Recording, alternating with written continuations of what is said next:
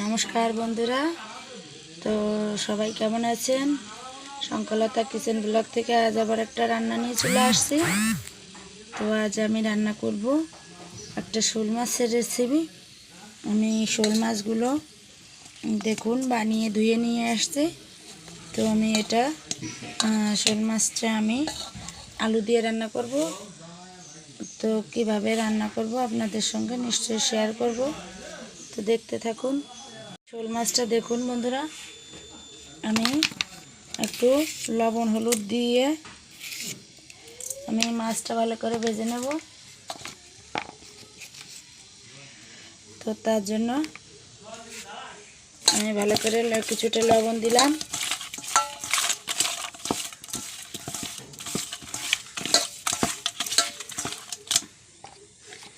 আর একটু হলুদ দেব,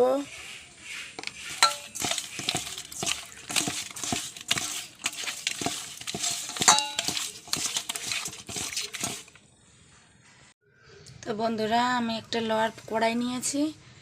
তো আজ আমি কড়াইতে কিছুটা তেলও গরমে দিয়ে দিয়েছি। দেখুন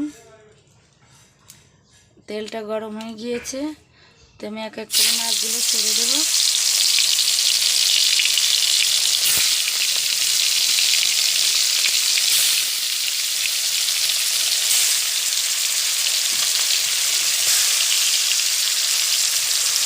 মাছগুলো একটু লাল লাল করে ভেজে নেব। তো বন্ধুরা দেখুন মাছটা একটু ধুয়ে গিয়েছে, আমি আর একটু ভেজে নিচ্ছি।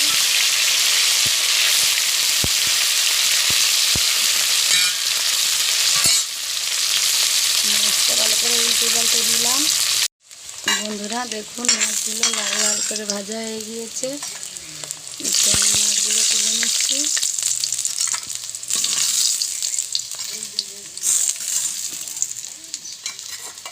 আমি কড়াইতে যে তেল আছে, তেলের ভিতরে কয়েকটা জিরে ফোড়ন দিয়ে দিলাম।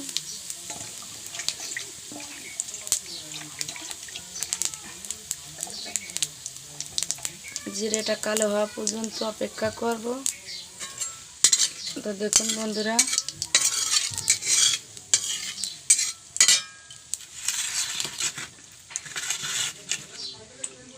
জিরেটা কালো হয়ে আসছে। আমি এখানে কিছু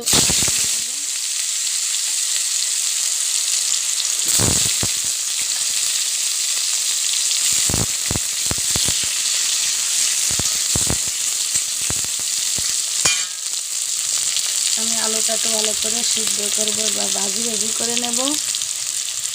তো তার জন্য আমি একটু লবণ দিয়ে দেব,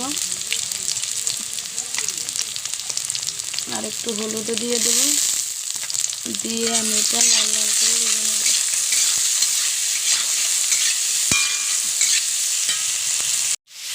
তো বন্ধুরা দেখুন আলুটা লাল লাল করে ভাজা হয়ে গিয়েছে।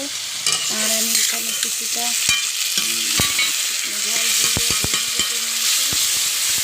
মশলাটা একটু ভালো করে ভেজে নেব।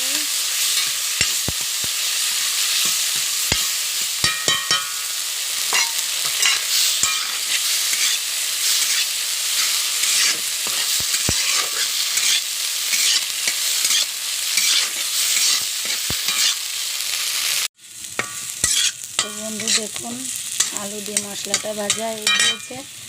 আমি সামান্য একটু জল দেব।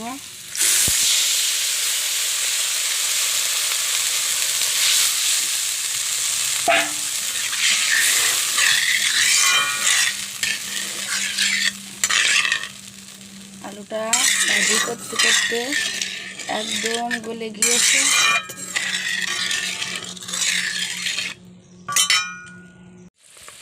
তো বন্ধুরা আমি জল দেওয়ার পরে লবণ দেওয়া হয়নি, তো আমি আর একটু করে লবণ দিয়ে দেব।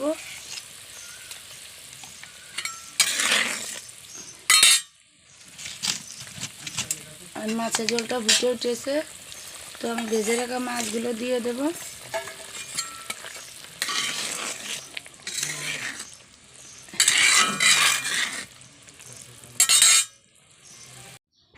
তো বন্ধুরা দেখুন আমার মাছের ঝোলটা হয়ে গিয়েছে রেডি।